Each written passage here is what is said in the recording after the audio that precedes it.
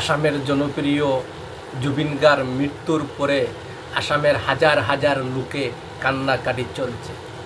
আসামের সেই আলোচনায় চলছে আসামের জুবিন তখন মরেছে, কারণ কি সেই আলোচনায় দিন থেকে রাত থেকে দিন চলছে। আগামীকাল নিজ বাহবদেহত ওনার পার্থিব শরীরটা অন্তিম সংস্কার করা হবে যোরহাটে। আগামীকাল 23 তারিখে ওনার পার্থিব শরীরটা অন্তিম সংস্কার করা হবে যোরহাটে। সে আসামের জনপ্রিয় একজন গায়ক ছিল। 40,000 গান গেয়েছে, 40টা ভাষায় গান গেয়েছে। কতটুক জনপ্রিয় ছিল আসামের জন্য। ওনার মৃত্যুর কারণ হয়েছে সিঙ্গাপুরে গিয়েছিলেন নর্থ ইস্ট ফেস্টিভ্যালের ওনার গান পরিবহনের জন্য গিয়েছিলেন।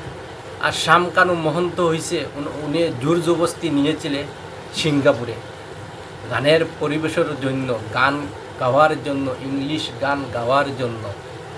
তারপরে সেইখানে সে বিজনেসে গিয়ে ব্যস্ত, জুবিন গার্গ রেখে সেইখানে বিজনেসে গিয়ে ব্যস্ত। ওনার কি হচ্ছে কি না সে ওনার বিজনেসে ব্যস্ত। তা আসামের লোকে ওনাকে কখনো ছাড়বে না, শ্যামকানু মহন্তকে। উনি মরার জন্য একমাত্র দায়ী হয়েছে গিয়া শ্যামকানু মহন্ত ওনাকে নিয়ে বিজনেস করার জন্য সেইখানে নিয়েছিলেন। সে তো বিজনেস করার জন্য নিয়েছে, সে মরক বা বাসক এইটা তার কথা নয়। তার টাকা লাগে, সে বিজনেস করার জন্য একজন বেমারি লোককে জোর জবস্তি করে নিয়েছিলেন। তার টাকা লাগে, টাকা ছাড়া কিছুই না। এইখানে গিয়ে সাগরে গিয়ে একজন মির্গি বেমারি লোক, সেই লোককে পানির মাঝে যখন সে চলে গেছে, তার মির্গি বেমারটা চলে আসছে, আর সেইখান থেকে তার মৃত্যু বহন হয়েছে। তো আসামের জনতা কখনো তাকে ছেড়বে না। আসামে আজ না কাল তো সে আসতে হবে। যেদিন আসবে সেদিন থেকে ওনার আসাম আরক্ষী তদন্ত করি ওনাকে জেলে প্রবেশ করবে। আসামের জনতার সম্মুখে সে চলে আসলে আসামের লোকে তাকে কি করবে? মেরে মেরে এইখানেই মৃত্যুবহন করবে। সে আজ না কাল আসামে চলে আসতে হবে। তার আসামে বাসগৃহ, আসামের লোক শ্যামকানু মহন্ত, সে এইখানে আজ না কাল আসতেই হবে।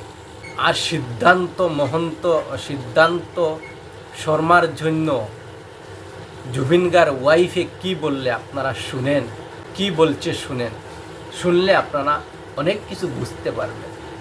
জুবিন আহিব এতিয়া, আপোনালোকে জীয়াই থকা কালটো সদায় মৰম দিলে, বহুত মৰম, বহুত আশীৰ্বাদ দিলে জুবিনক। আৰু আপোনালোককো ইমানেই ভাল পায় সদায় জুবিনে। গতিকে এতিয়া আহিব, শান্তিপূৰ্ণভাৱে সকলো হৈ যাওক। জুবিনৰ যি শেষ যাত্ৰা, সেয়া একো বিঘিনি নঘটাকে সকলো শান্তিপূৰ্ণভাৱে হওক। যিবোৰ কোনোবাই যদি কিবা অকণমান ভাবিছে, কিবা এটা খেলি মেলি হৈছে, কিবা তেনেকুৱা ধৰণৰ সংঘাত সৃষ্টি হৈছে, এই বস্তুবোৰ নহওক, একেবাৰে শান্তিপূৰ্ণভাৱে হওক। পুলিচ নিজৰ ভাইৰ নিচিনা চিন্তাৰ সদায় আৰম্ভণিৰ পৰা 2020 চনত আপোনালোকে জানে, যেতিয়া খুব ডাঙৰ এটা মেচিভ এটেক হৈছিলে চিজাৰ, সেইখিনি সময়ত আমি ইয়াত ট্ৰিটমেণ্ট কৰি আকৌ বম্বে লৈ যাব লগা হৈছিল। ক'ভিড আহি সকলো বন্ধ, নিজৰ জীৱনকো বিপন্ন কৰি বাহিৰলৈ ওলাই খোৱা বস্তুৰ যোগানৰ পৰা আদি কৰি সকলো বস্তু চিন্তাতে কৰিছিল। তেনেকৈ ভাল কৰি জুবিনক আমি ক'ভিডৰ এই লকডাউনৰ মাজতো বাছেৰে ঘূৰাই আনিছে। সদায় জুবিন আমাৰ নিজৰ হৈ আছে। আৰু আমি কিবা এষাৰ কথা ক'লেও সিদ্ধাৰ্থৰ কথা জুবিনে কেতিয়াও তাৰ গাত টোপ এটা পৰিবলৈ নিদিয়ে। আজি তাক জুবিনৰ সেই যাত্ৰাত থাকিবলৈ দিয়ক। আপোনালোকে যি তাৰ বিষয়ে, তাৰ বিপক্ষে যদি কিবা ভাবিছে, সেই বস্তুবোৰ আপোনালোকে আপোনালোকৰ মনৰ পৰা উলিয়াই দিয়ক। সকলো থাকক একেলগে। মই জানো কাইলৈ মোক সিদ্ধাৰ্থৰ ছাপোৰ্ট লাগিব, সি মোৰ কাষত নাথাকিলে মই একো কৰিব নোৱাৰিম। জুবিনৰ বহুত আধৰুৱা কাম আছে, এইবোৰো আগবঢ়াই নিব লাগিব। এই ল'ৰাটোক আহিবলৈ দিয়ক। সি নহ'লে জীৱনলৈ তাৰ বহুত তো এটা বেলেগ ধৰণৰ কিবা থাকি যাব। এইটো বহুত মই মানে বুজাব পৰা নাই। আপোনালোকক সকলো অনুৰোধ কৰিছোঁ, তাৰ বিপক্ষে যি আপোনালোকে এজাহাৰ দিছে বা কি কৰিছে সেই বস্তুবোৰ আপোনালোকে পৰিহাৰ কৰক আৰু সকলো শান্তিপূৰ্ণভাৱে সকলো শেষ যাত্ৰাটো ভালকৈ হৈ যাবলৈ দিয়ক। সকলোকে অনুৰোধ জনাইছোঁ আপোনালোকে।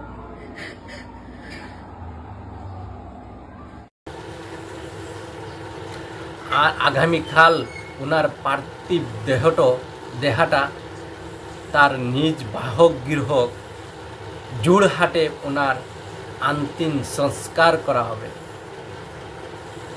আগামীকাল 8টার সময় গুয়াহাটি থেকে তাকে নিয়ে চলে যাইবে জোড়হাটে, আর সেইখানে তার অন্তিম সংস্কার করবে। ভিডিওটা এইখানেই শেষ করলাম। নতুন ইউটিউবার, নতুন ভিডিও করছি, অবশ্য আমার যদি চ্যানেলটা আপনার সম্মুখে চলে যায়, আপনারাকে অনুরোধ আমাকে সাবস্ক্রাইব করবেন নিত্য নতুন ভিডিও পাওয়ার জন্য। আমি ফেসবুক গাইডলাইন্সের ভিডিও করি, অবশ্য আমার চ্যানেলটা আপনারা সাবস্ক্রাইব করবেন। সাবস্ক্রাইব করলে ফেসবুক গাইডলাইন সম্পর্কর অনেক কিছু ভিডিও পেয়ে যাইবেন, আর সেইখান থেকে আপনারা অনেক কিছু বুঝতে পারবেন। তো আমার অনুরোধ রইল, আপনারা আমার চ্যানেলটাকে সাবস্ক্রাইব করবেন, এইটুকু দাবি রইল। আজকের ভিডিওটা এখানেই শেষ করলাম।